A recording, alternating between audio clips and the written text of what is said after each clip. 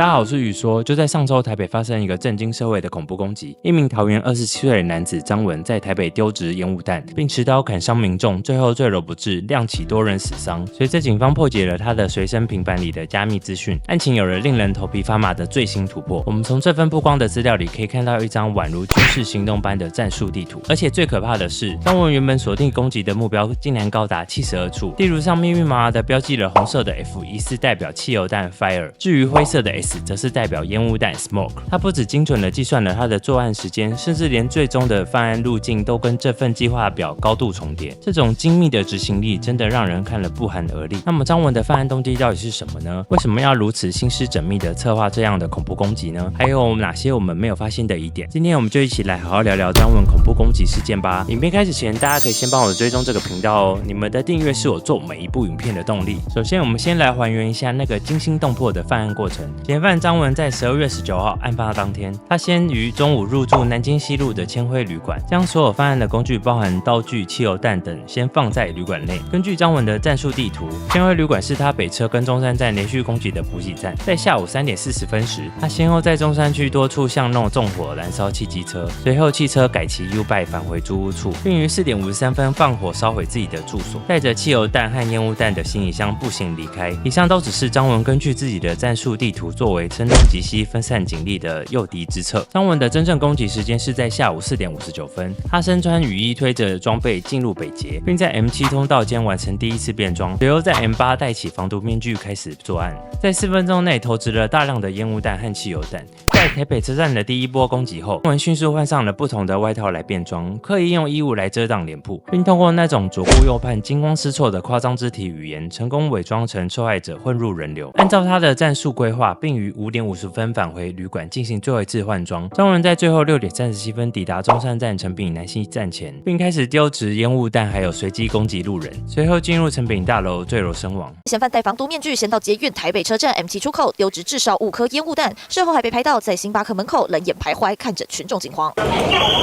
现场烟雾弥漫，民众逃窜。这时有民众发现一名戴黑色帽子、穿卡其外套的男子，疑似就是凶嫌。嫌犯疑似伪装成路人，不停朝四周观望，捂住口鼻逃离现场，就连后方捷运人员也难以察觉。最后再变装到捷运中山站，当街燃放多颗烟雾弹，持刀冲进成品南西店，最后从顶楼坠楼，宣告不治。警方发现张文犯案时，无论怎么移动，都紧紧带着那个黑色行李箱，原来里面装的是大量的汽油弹。根据张文的战术地图可得知，原先的计划是在台北车站 M7 出口投掷汽油弹，引发火势，造成更大的伤亡，并堵住群众逃离的出口，以便他接下来持续丢掷烟雾弹，还有持刀攻击。然而，这样自以为掌控全局的罪犯，唯一没算到的变数，就是挺身而出的英雄于家常。于家常当时奋勇挺身而出，不但肉身挡刀，甚至死命抓着行李箱进行阻拦，这导致张文行李箱内的12瓶汽油弹在剧烈碰撞下提前自燃，打乱了张文的计划。多亏于家常的英勇，才阻止了更多民众的伤亡。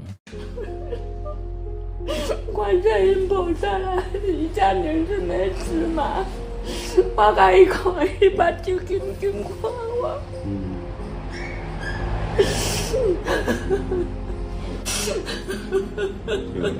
在世的时阵，拢做见义勇为对。即摆希望讲，伊会使尽忠烈祠哦，我就足欢喜的啦，我足欢喜的。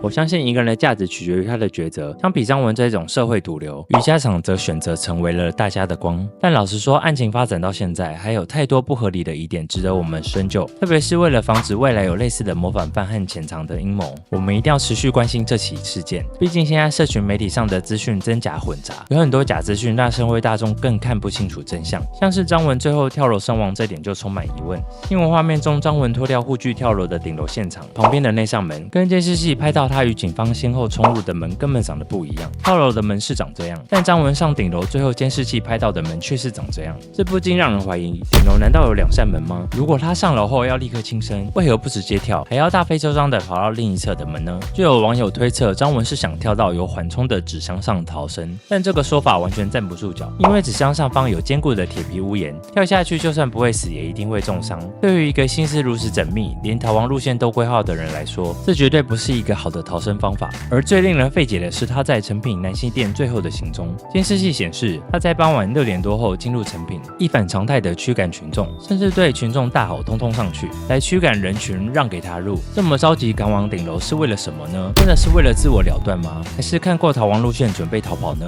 后来顶楼柜姐证实，当时根本没有听到仓促的跑声，警方抵达的时间跟他还有数分钟的落差。他明明有充裕的时间，为何要表现得如此紧迫呢？我们可以合理的推测怀疑，张文根本没有打算跳楼自杀。就有新闻指出，他事发前曾以拍摄圣诞节灯饰为由的名义到成品踩点，摸清了地形。张文场勘的时候发现，大楼逃生梯可以作为案后掩人耳目的断点，因为西侧逃生梯非常隐秘，主要提供员工还有货运使用。他原本的计划很可能是在顶楼变装后，利用西侧逃生梯逃生，并且完成他自认的完美犯罪。但他没有料到西侧逃生梯可能出了问题，这也解释他为何要在顶楼脱掉护具。这不是为了轻生，而是为了减轻重量，方便攀爬或是变装逃逸。或许是计划赶不上变化，最终在情急之下试图攀爬外墙时而失足坠楼。现场遗留的护具和无法解释的2扇门的差异，以及他烧毁租屋处湮灭证据的行为，都指向这是一场失败的逃亡，而并非自杀。再从张文的网络使用足迹来看，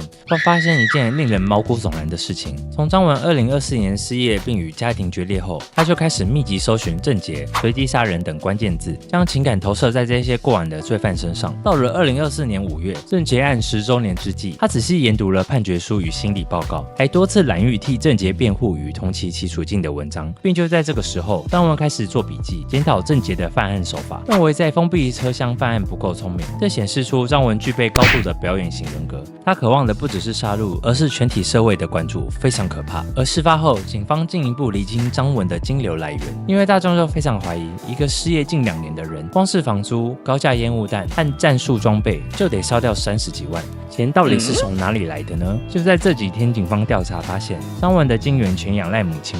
张文母亲这2年内共计汇款82万元给儿子，但目前名下账户余额已所剩无几。张文所犯下的那个滔天大祸，对社会造成严重的损害，以及对受害人及其家人造成无法弥补的伤害和痛苦。我们想在此向大家说对不起，对不起。